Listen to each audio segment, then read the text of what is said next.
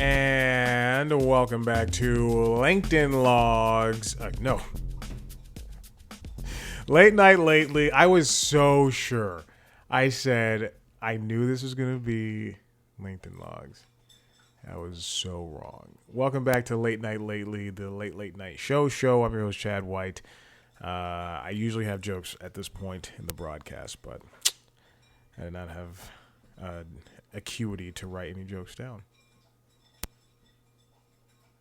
I'm pretty smart. Using big words like that. Acuity? Down? Oh my God. What's been going on? Nothing. Nothing's been going on. I've been watching, in terms of late night. Yeah, the catching up thing. You have to pay attention. You have to listen to the constitutionals if you want to catch up to me. Is this shirt buttoned up all the way? No, it's not. Only the necessary buttons are buttoned. You may hear the pets eating in the background. I just fed them. It's Friday night, 5:30 p.m. People are coming up from work and getting ready to go out with their friends, and I'm recording two poorly listened to comedy podcasts. And I can hear the dog slurping away in his water. Oh, what an interesting week in late night it's been. Let's go to YouTube to recap some of it. You know, Jimmy Kimmel was off on Monday, and I don't know why, but I definitely recognize that he was. Late night, it's been a tour de force this week when it comes to people who have been on shows.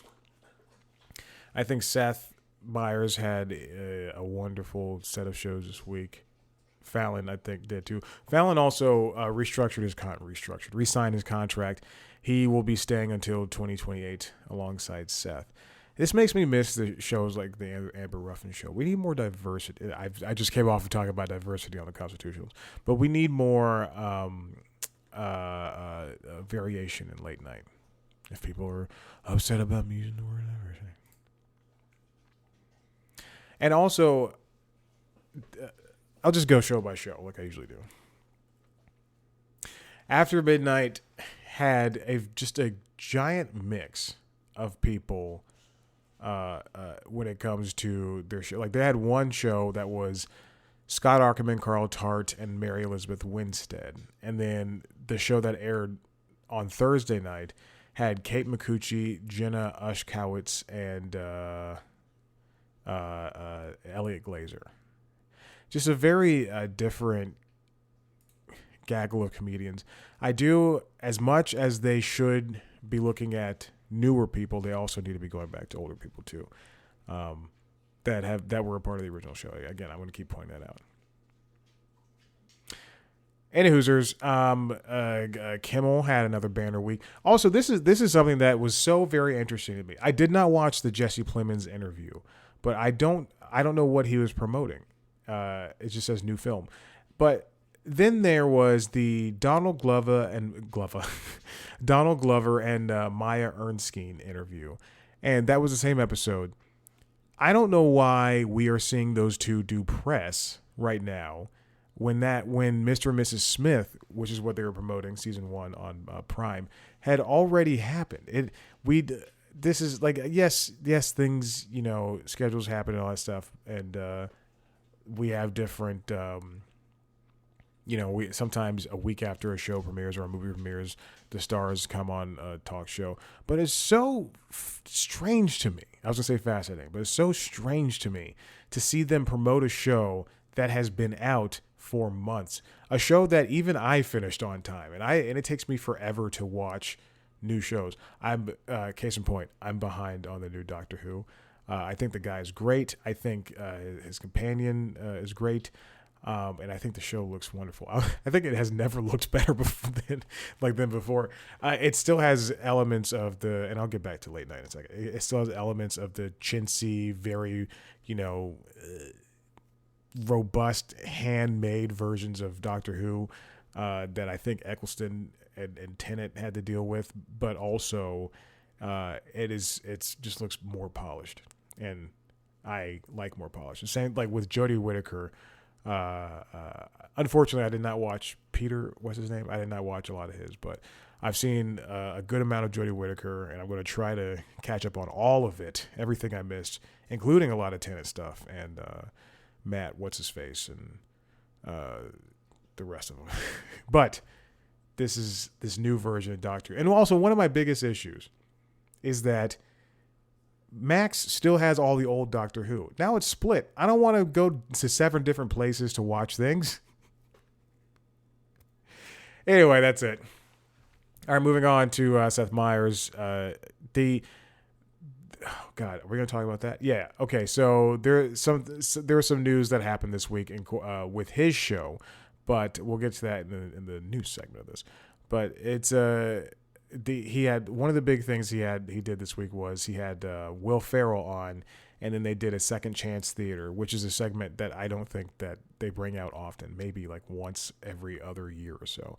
And he also did Seth went day drinking with Julia Louis-Dreyfus, which was an interesting choice because he's done Lord and then Will Forte, and also he's done Julia Louis-Dreyfus and Lizzo. Like it's a crazy set of people that he's done. But I love those day drinking segments. One thing that was really striking about this is that they did it in the middle of the week. It's so crazy that they went out and day drunk in the middle of the week like that. Because all I can think about when I watch that segment in particular is I have to go to the gym in the morning. I can't, like, even if I hosted a late night show, I would basically have the same regimen I do now, and I'd be like, I gotta go to the gym in the morning. Why can't we just have done this on a Friday? Or he's done one on a Sunday, I think, or a Saturday. The Daily Show had Klepper host this week, and Stewart and Jon Stewart interviewed, and Jordan Klepper. Jon Stewart interviewed Monica McNutt, but they had a good set of guests this week, including Maya Hawke and Kevin Bacon, which is a good set of people. And then also, I think the correspondents are doing a really good job. They also brought back Charlemagne the God in a segment that I did not watch. Yeah, you got to be truthful about these things. Speaking of things I did not watch, The Late Show with Stephen Colbert. I have not watched that show in a couple of weeks now. Oh, yeah, on Seth Meyers. Oh, I have to watch that. Interesting. Jake Gyllenhaal is just Senator Cory Booker. Okay. Well, good for him. There's not much I can say about that. And then tonight's show, again, I just have this appreciation for Jimmy Fallon. I don't know what it is. And I think it's mostly because people are hating on him, but I really do have an appreciation for Jimmy Fallon because he's got to keep the show moving along. And everybody is different about that. He interviewed Will Ferrell as Ron Burgundy, and that's the highlight for me this week. He did talk to Steve Carell, but I kind of just passed over that. And also the main actors from Baby Reindeer. That's right. That was last week. Last week. Okay, that's why I didn't remember that this week. Okay, so moving on from that. And let's get into some the one thing I really want to talk, or the two things I guess I have to talk about. There's budget cuts coming for late night, and I think across the board we're going to be seeing just less styles of the show. After midnight, when that premiered, it was, and it still is, a very cheaply produced show. And that's not to say that it looks horrible or anything. It's just I know for a fact what is going into producing that show. They have the one giant TV monitor next to Taylor, her podium, and then 3 other podiums with screens on them. And that's pretty much it. There's no production value save for the lights, and the audience is so close. But that's all that show really needs, as opposed to Fallon's show, which has The Roots, and which is, again, I'm still flabbergasted. And they've been in that studio for so long, and they have to make all that space work. And then you can see the difference between Fallon, who is, I would say, and you know what? I'll put Colbert. So Fallon and Colbert, who are at the top echelon, and then I would say Myers is in the middle, and I would say slightly above Myers is Kimmel, mostly because I think they own that building that they're in, and also just the giant TV screen they use in the back. And then on the bottom portion of that would be at midnight, after midnight. But budget cuts are very big. If these shows are going to continue going on and be stalwarts for the networks, and we're going to have to lose some things. So you're going to see a lot of shows. If Kimmel goes to Brooklyn every year, then you're not going to see him go to DC as well. And he doesn't go to DC, but I'm saying like that was a thing. If that was a thing, if he went to 2 places a year, then you'd only see him go to 1 place. And as such, Nelly Andreeva reports for Deadline that Late Night with Seth Meyers is dropping the house band in budget cuts. The show was renewed through and Seth Meyers is staying on through 2028. But this upcoming season, when the show comes back from a summer hiatus, they're going to not have the house band for the first time in 44 years. The band is led by Fred Armisen, and they're not going to be producing. They're not going to be. All right, so here's the thing. They're going to be making music for the show, but live music is not going to be a permanent feature on the show going forward. The decision, believed to be a cost-saving measure, was revealed by band member Eli Janey, who's also the associate musical director on the show, in an interview with Vulture. Sadly, it's the reality of broadcast in a shrinking market, streaming eating into this and YouTube eating into that. Streaming is not making money either. So budgets everywhere have been cut and cut and cut. I liken it to a Spotify moment in music where suddenly it's like nobody wants to pay for music. Music gets devalued, said Eli Whitney. So the band was informed of this more than a month ago. The cut also includes the crew that works with the musicians, which is sad. So people are losing jobs because NBC doesn't want to foot the bill for this anymore. Even though the band, I would say, isn't a giant fixture when it comes to Late Night with Seth Meyers, it is still sad to see this go, because they've been with Seth for 11 years, and it's hard to imagine a late night show without music. I know After Midnight and The Daily Show don't have bands, and that's probably where NBC looked. They probably said, or the producers, they probably said, hey, these shows don't have bands and they're doing, fine enough. And the music's not really a fixture, a main point. But it still helped to have a place for Fred Armisen to pop in, because he is the leader of that band technically. And it's also great to see the guests come in, the guest guitar players or the guest drummers. They never had a guest bassist. Just like a doom, doom, doom, doom, doom, doom. There's our guest bassist, Jimmy Rockwell.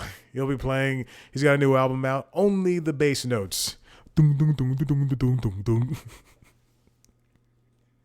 This is why I didn't write monologue jokes for this episode. Oh, but the last ones were so good. I didn't want to devalue them, make them worse. So it stinks. It stinks to not have this band anymore. So they're going to be making the music. They're going to make music for the show.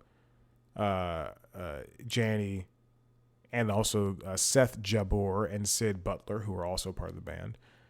But they just won't perform it live. Now, continuing on with Seth Meyers. This comes from The Rap. The Rap, written by Adam Chitwood. Seth Meyers' whirlwind of late night podcasts and stand-up keeps him creatively sharp. They feed one another. It's just a conversation talking about Seth's 2 podcasts. The Lonely Island and Seth Meyers podcast, which I would have hoped they found a better name. And also Family Trips. He hosts with his brother. I think it's a very good conversation. And I think you should just read it. It just talks about how Seth's creative work is, again, feeding off each other. How one podcast is helping another podcast is helping the show. And it's all different muscles. It's like going to the gym. This is the second gym analogy I used in 2 different podcasts, because I used it in Constitutionals right before recording this. It's like going to the gym. You're getting strong. You don't just do cardio. You don't just lift weights. You don't just do mobility. You do a lot of it. There's a lot more stuff in the gym. Trust me. If he's using these three as pillars, then whatever. And yeah, I just think it's a fascinating conversation. But I do want to get to this other story. Jon Stewart goes into more detail about Apple exit and reveals execs' concerns. They didn't censor me, but our aims don't align in any way. This is written by Jacques Scharf over at Variety. Now, this is something that was sent in press release this morning, right before I left for Inside Out 2. Matt Smith is the other Doctor Who. I knew it was Matt something. He's a cover story, I guess, for Variety right now. Oh, God, I can't believe it. How am I even a Doctor Who fan? I think you mean Doctor Whom. I'm not kidding. I make that joke every single time I turn on an episode of Doctor Who. And then someone's like, Doctor Who? I go, I think you mean Doctor Whom. And I laugh. The pets look at me and I repeat it. And then they don't laugh again. We know that Jon Stewart did the talk show for Apple TV, The Problem with Jon Stewart, for Apple TV Plus in 2021. It was a multi-year first look deal that he had with them. And then the show last October was confirmed it was not coming back. The pervasive story was that he wanted to do a story about China. And since Apple TV has ties to China, they put the kibosh on that. But now he's come out onto a podcast called The Town on Rolling Stone, and he said, they didn't censor me. It wasn't free speech. When you work for a corporate entity, that's part of the deal, even at Comedy Central. The deal is I get to do what I want until it's going to hurt their beer sales or whatever it is they want to sell. And that's the deal we all make. It seemed as though he stepped on toes, and it was something that they were pushing up against, which it makes sense for them because China is a huge market for them. But also, you're going to have to, if you're Apple, you're going to have to choose a side at some point. You can't be a company that wants to keep all of everyone's user data private, but then also have children building phones in factories in China. Stewart detailed one example of the disagreements he got into with Apple. It centered on a conversation Stewart had for The Problem with economist Larry Summers. The two gentlemen were talking about federal trade interests and corporate profits when Summers pointed on the glaringly obvious fact that Stewart was hosting a talk show for Apple. Stewart admitted that all corporations, meaning Apple as well, are gouging customers. This is fun. We play the interview for the audience. They explode like we just hit a three-pointer at the buzzer. The show ends. We go downstairs in full Rudy mode. The Apple executives walk into the dressing room afterwards with a look on their face. And I was like, oh, my God, did the factory explode? What happened? And they go, are you going to use that Summers thing? I was like, the one where the crowd cheered, we went back and forth for a couple of weeks before the show aired about that particular moment. It was then I realized, our aims don't align in any way. We're trying to make the best, most insightful execution of the intention that we can make, but they're protecting a different agenda, and that's when I knew we were in trouble. He has no ill will against Apple, which is important. But so when you're not aligned in the same with the same ideals, it really becomes a kind of push on both sides when wanting to make a show. So if they push him on that idea, then what happens when it comes to a different topic? What happens when he wants to do a story about how AI is, like if he was still on Apple TV Plus, and how AI is taking over and how we are unsure of it all, and Apple just said we're partnering with ChatGPT to help feed information for Siri, or Apple Intelligence is what they're calling it. So at the same time, you have to challenge. I was thinking of a joke that I was thinking of while I was talking, and I just couldn't. Oh my God, it's happening, and I just couldn't pull it from the back of my mind, which is where we go to in Inside Out 2, only in theaters, and then Disney Plus in 6 months, probably 7. Definitely before Thanksgiving.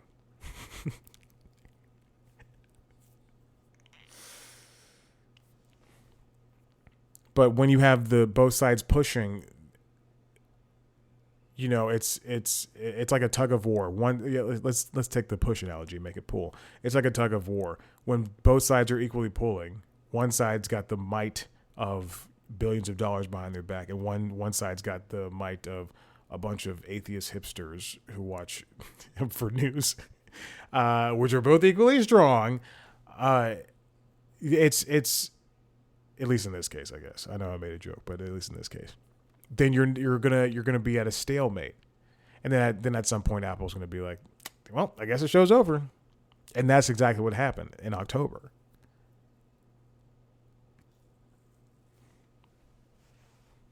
They want to paint the middle line, but when it comes to news, especially when you have the facts, cough, Fox News, cough. There's no gray area for a lot of things. We can't just always go down the middle. Sometimes, there's side. You can't arm teachers and hope that avoids school shootings. That's not going to help. Gun control, gun laws. What is stop? Oh, now I'm getting newsy and political with it. Oh God, if CNN would hire me back. But it's nice to have a little bit of the air cleared up. I would have figured that something like this, considering what we've heard about how that all went down, the original version of the story. And if you haven't seen Jon Stewart talk to Lena Khan from the Federal Trade Commission on The Daily Show a couple of weeks ago, you should listen to him talk about a version of this story with her. All right, listen, I'm done. If you like what you heard here, head to the website, cpluscomedy.com, where I talk to your favorite people in the entertainment industry. One day I'll have an interview for this show. You can, if you want to watch a video version of this show, you can go to youtube.com/cpluscomedy, where you can also see video versions of the other shows, LinkedIn Logs, which is the Jobs podcast, and the Constitutionals, which is the entertainment business news podcast. It started so loud, the music. It was just too loud for me. And you can subscribe to those wherever you get your podcasts. Follow us on TikTok, Twitter, Instagram, and Facebook at C Plus Comedy. Follow me on those platforms at Chad Blackwhite. Thank you for listening, and goodbye.